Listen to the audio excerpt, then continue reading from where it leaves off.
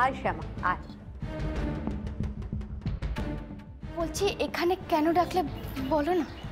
বলবো রে বলবো, বাবা তোকে বলবো না তো কাকে বলবো রে। হ্যাঁ রে, আজ তো তোদের বাড়িতে বিরাট উৎসব, তোর নিশ্চয়ই অনেক দায়িত্ব, অনেক কাজ। হ্যাঁ গো, আর সেই জন্য তো আসতে দেরি হয়ে গেল।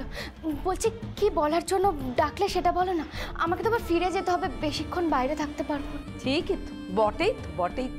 বাবা কত দায়িত্ব, কত কাজ, তোর কি আর এখন ফুরসত আছে রে আমাদের সঙ্গে দুদণ্ড কথা কইবি? আসলে প্রয়োজনটাও তো ফুরিয়ে গেছে না। দেখ শ্যামা, জীবনটা বড় জটিল রে। তুই চাস বা না চাস, তোর কর্মফল তোকেই ভোগ করতে হবে।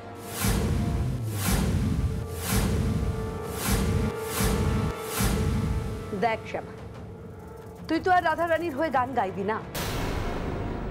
তোর শ্বশুর মশাই তোকে বারণ করে দিয়েছেন। ওদিকে জানিস, প্রেস মিডিয়া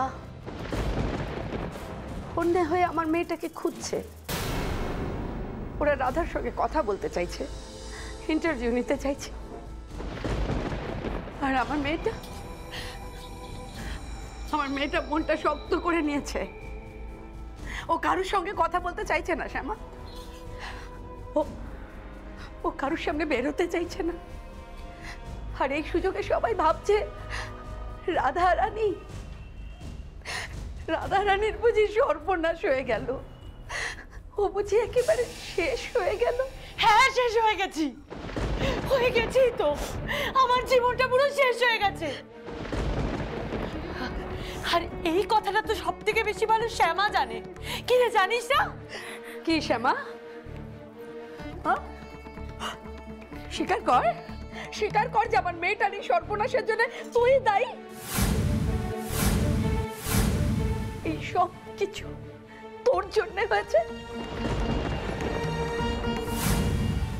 এখানে ডেকে এনে আবার এইসব কথা কেন তুলছো গুরুমা? আছে আছে, কারণ আছে, তোকে ডাকার কারণ আছে শ্যামা। দেখ, তুই যখন আমার মেয়ের হয়ে আর গান গাইবি না, তখন আমিও তোর বাড়ি বন্ধকের ওই 5 লক্ষ টাকা এমনি এমনি ফেলে রাখবো না।